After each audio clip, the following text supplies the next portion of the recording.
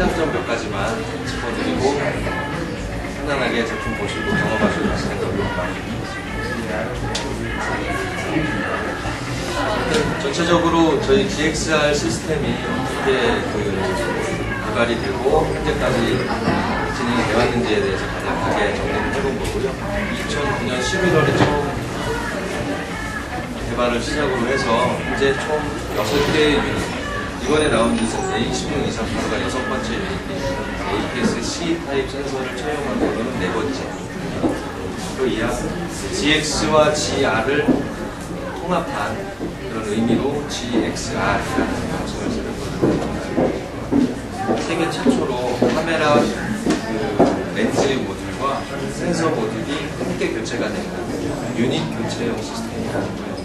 다른 타사보다는 굉장히 특이라고 보시면 되겠습니다. 그래서 라인업인데요.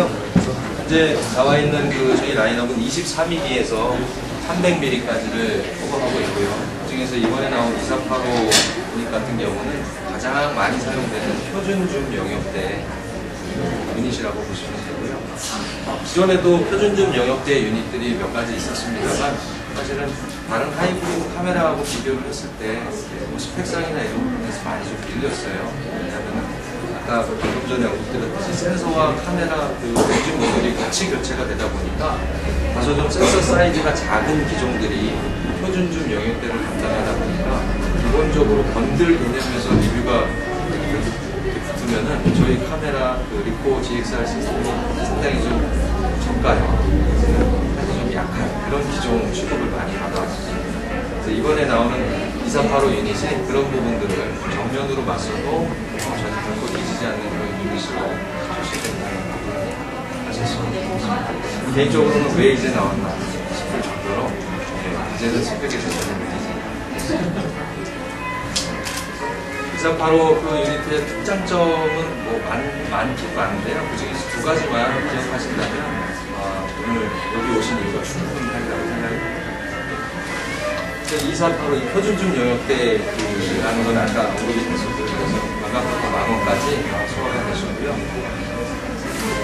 기존에 있던 28mm에서 85mm, 24mm에서 85mm를 포함하는 유닛들과 그럼 무슨 차이가 있느냐라는 질문이 생기실 수 있어요. 2800도 28mm에서 85mm를 가지고 있고 여기에는 언급되어 있지 않았지만 247 같은 렌즈도 24mm에서 72mm 영역을 포함하고 있거든요. 굳이 내가 추가금을 들여도 이 제품을 구매해야 되나 고민이 되실 수 있는데 왜 그 제품들하고 다른지라는 점을 먼저 이 사진 같은 경우는 2830 유닛에 85mm로 맞춰놓고 최대 개방 조리개 4.6으로 촬영한 사진입니다. 그리고 A16 2485 렌즈 85mm에서 5.5 조리개 수치를 최대 밝기가 촬영한 사진인데 일반적으로 저희 상식으로는 동일한 초점거리에서 조리개가 밝으면 조리개 수치가 커지면 사실은 심도가 더 깊어져서 아웃포커싱이 안 되는 게 일반적인 상식이거든요. 여기서 달라진 점은 센서의 크기가 커졌다는 부분을 설명해 드리고자 합니다.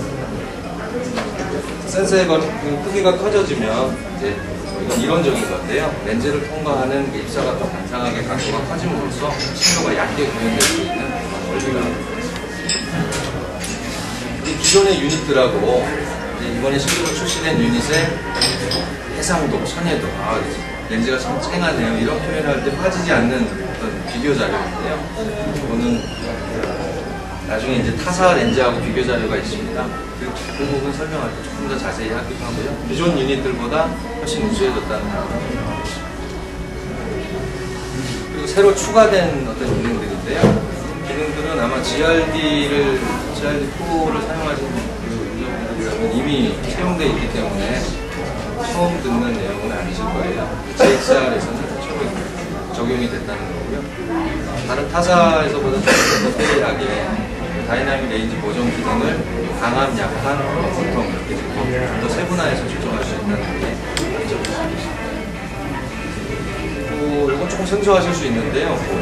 A 노출 브라켓팅이라든지 화이트 밸런스 브라켓팅이라든지 이런 쪽의 브라켓팅 한 번에 어떤 같은 구도 내에서 조정값을 약간씩 관리해서 2장 내지는 3장의 사진을 촬영하는 것이 브라켓팅 처음으로 GXR A16mm는 ISO 감도를 브라켓팅 촬영으로 할 수 있는 기능이 추가가 됐습니다. 그래서 최대 90회, 그러니까 ISO 800을 뭐 기준으로 한다고 치면 400, 200에서 1600, 3200 해가지고 ISO 200, 800, 3200 이 세 가지 사진을 한 번에 어떤 촬영 스킬을 사용해서 동시에 얻어낼 수 있는, 물론 세분화하면 이제 3분의 1 스텝 단위로 통해서 동일한 셔터 타임과 동일한 조립의 값을 고정해 놓고 ISO 값만을 변화시켜서 심도 구현이라든지 셔터 속도에 따른 어떤 효과를 고정시킨 채로 사진을 다르게 감당하실 수 있는 그런 장점으로 활용하실 수 있습니다. 또 하나 추가된 거는 뭐 타사에서도 이건 적용되는 부분이고요. 상하 기능에 더해, 상하 좌우 기능에 더해서 전후로도 이제 기울기 표시를 할 수 있는 전자식 슈퍼기가 되지 않겠습니다. 이 밖에도 뭐 GRD 내지는 GXR을 쓰는 리코 유저라면 아마 다들 느끼시는 거일 수 있을 겁니다. 사용자 설정 기능이 매우 독특하고 강하게 유지가 되기 때문에 유저들이 가장 많이 쓰는 기능들은 수시로 폼의 업데이트를 통해서 추가가 되기도 하고 빠지기도 하고 만들 수 있는 여지를 남겨주기도 하고, 이번에도 그런 부분에서 여러 가지 추가가 됐습니다. 아마 폼웨어로 또 그 이상의 부분들이 추가될 거지 않을까 싶습니다. 자, 이제 말씀드릴 두 가지 부분에 대한 설명인데요. 요약하자면 한 가지는 로우 패스, 센서의 로우 패스 필터가 제거됐다는 점이고요. 또 한 가지는 이제 고해상력의 렌즈가 채용이 됐다. 이 두 가지만 기억하시면 되겠습니다. 물론 화소 부분도 기억하시면 되겠지만 이 부분보다도 두 가지의 어떤 그 차이점이 사진의 이미지를 결정하는 데 있어서 상당히 더 중요한 역할을 한다는 걸 기억하시면 되겠습니다. 센서 사이즈가 크다는 것을 말씀드리고요. 자, 좋다 그러는데 과연 뭐 우리 식구끼리 좋다 그러면은 당연히 다 좋겠지만 이제 다른 제품들하고 회사 제품들하고 한번 비교를 해봤습니다. 어느 뭐 회사라고 밝히지는 못하겠습니다만 ABC 세 브랜드 현재 출시되고 출시 예정인 제품들과 비교를 했습니다. A사 같은 경우는 아까 얘기들이 이제 그래프 차트가 나오는데 이 부분은 렌즈의 특성이 얼마나 우수하냐를 지금 비교를 해놓은 자료입니다. 간단하게 아마 아시는 분들은 더 잘 아실 것 같은데 이 수치가 높을수록 100점이라고 보시면 됩니다. 수치가 높을수록 좋은 거고 0에서 14점이라는 수치는 렌즈의 중앙부와 주변부까지의 거리를 밀리미터 단위로 계산한 거고요. 파란색과 빨간색은, 파란색은 사진이 이 그래프의 요약 그래프가 왜 필요하냐고 요약을 하자면 선해도가 얼마나 좋은지를 판단하기 위한 그래프라고 보시면 됩니다. 선해도라는 건 해상도와 첨예도, 첨예도는 다른 말로 콘트라스트라고 그러거든요. 그래서 해상도는 얼마나 촘촘하게 선을 구분해낼 수 있느냐라고 이해하십니다. 콘트라스트는 그 구분해내는 걸 얼마나 명확하게 구분해내는, 그러니까 하얀색과 까만색이 있을 때 회색지대가 안 생기게 얼마나 명확하게 그 두 가지를 합쳐놓은 이 그래프거든요. 첫 번째 거는 콘트라스트고 두 번째 거는 해상도라고 이해하시면 쉬울 겁니다. 그래서 이 두 그래프가 거의 일치하고 또 위쪽에 링크될수록 더 좋은 렌즈라고 이해하시면 되겠습니다. 지금 같은 경우는 A사는 저희하고 이제 비교 기준이 조금 달라요. 이거는 센서 사이즈가 다르다고 이해하시면 되고요. 아마도 마이크로 코소드 센서를 채용한 144이 렌즈 이 정도로 되겠습니다. 그래프에서 보시면 알 수 있지만 저희 같은 경우는 95 정도, 90 이상에서 이제 시작을 하고요. 여기도 마찬가지로 그 정도에서 시작을 합니다. 두 번째 이제 아까 여기 컨트라스트라고 말씀드렸고 해상도 부분인데 해상도의 시작점이 조금 차이가 있습니다만 중간쯤 갔을 때 렌즈 중앙부에서 주변부로 갈수록 어떤 변화폭이 상당히 좀 심해지는 걸 알 수 있습니다. 끝으로 갈수록 그래프 자체가 많이 좀 기우는 걸 확인할 수 있습니다. B사인데요. B사는 상당히 저희 거보다 중앙부의 어떤 이미지는 상당히 좋으리라고 판단이 됩니다. 저희가 봤을 때는 아마 기준이 동일한 걸로 봐서 APS-C 타입 센서를 사용하는 브랜드 같고요. 렌즈가 185를 사용하는데 아마 떠오르시는 브랜드가 있으실 것 같아요. 예. 그 브랜드에서 렌즈를 아주 좋은 렌즈를 채용한 것 같습니다. 근데 조금 아쉬운 부분은 급격하게 주변부로 갈수록 좀 많이 떨어진다는 게 한 가지 특징이라고 볼 수 있겠습니다. C사 같은 경우도 이 기준이 틀리니까 아마 마이크로 포서드 센서를 채용한 기종 같고요. 렌즈도 144이니까 아까 A사하고 거의 비슷한 스펙이라고 보시면 될 것 같습니다. 이 부분도 뭐 전반적으로 크게 나쁘지 않은 건 볼 수 있겠습니다. 자, 그래서 이제 렌즈에 대한 그래프를 갖고 실제로 그럼 사진이 어떻게 나오나를 한번 비교해 보겠습니다. A사 같은 경우는 이제 1310만 화소라고 여기서는 밝혀주네요. 마이크로 포서도 1300만 화소고 2430만 APS-C 타입이고요. 마이크로 포서도 1600만. 비교를 해보시면 나중에 되게 들어가서 보시면 아시죠. 중앙부하고 주변부의 이미지가 과연 어떻게 나오는지를 비교를 해봤습니다. 먼저 중앙부를 비교해보면요. 아까 B사 같은 경우가 렌즈의 특성이 되게 좋았잖아요.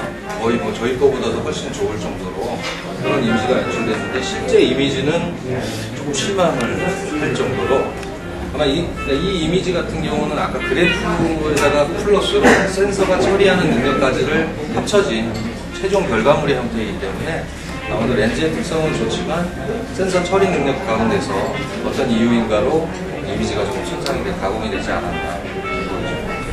전반적으로 봤을 때 A사, C사 같은 경우도 렌즈 특성은 그렇게 나쁘지 않았음에도 상당히 흐릿하게 표현이 된 게 아마 C사는 그 화상 노이즈 처리 기술이 좀 다른 타사하고 좀 특별한 이유로 그런 관계에서 화상의 좀 실제와 다른 이미지가 연출이 되지 않았다 싶습니다. 전반적으로는 저희 제품이 가장 우수를 했습니다.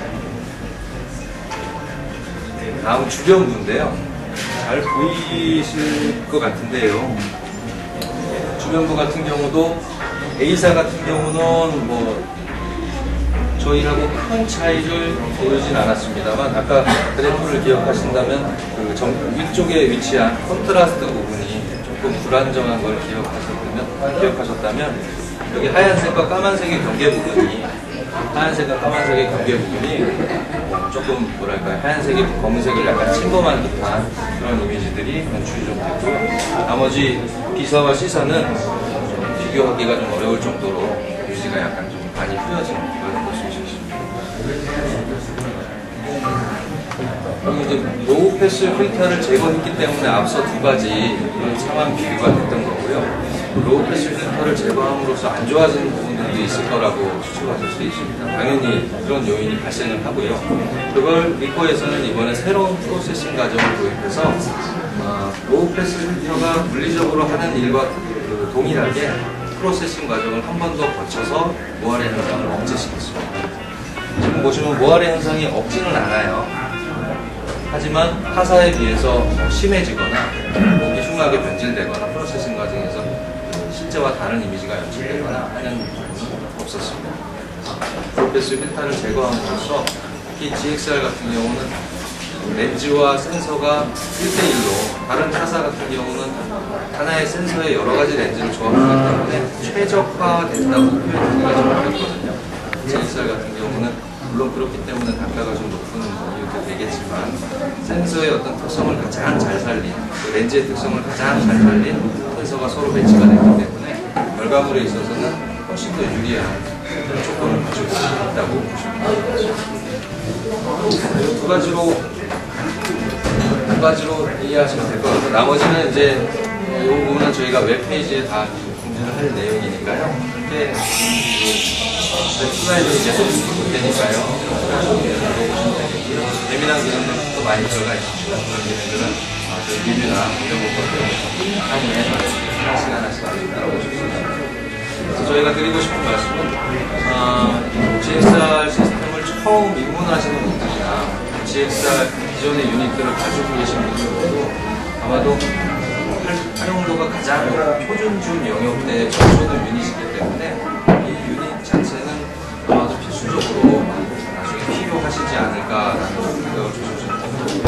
사진이나 이런 부분에서 지금 현재 과거의 모델들이 아니라 현재 나오고 있는 최소한 소니의 X7이라든지 파나소닉의 GF5라든지 이런 부분과 비교한 자료라고 합니다. 기존의 자료가 아닌 최신 자료라고 하기 때문에 아마 그런 부분들의 경쟁이 있어서 사진을 중요시 하는 그런 기존들이 충분히 선택에도 후회하시지 않을 그런 기종으로 유닛과 키트 두 가지 상품이 다 출시가 될 예정이고요. 이번 주부터 저희 업체들에는 출고가 진행이 되기 시작을 했어요. 일본에서는 3월 말경부터 이제 판매가 되고요. 저희 같은 경우는 이번 주부터 출시가 돼서 국가의 업체부터 공급이 되고 있고요. 아마 이달 말경부터 구입하신 것들을 다 소분해서 이벤트가 진행이 되는 것입니다. 관심 있는 분들은 꼼꼼하게 따져보시고 구매하시면 좋겠습니다. 이상입니다. 감사합니다.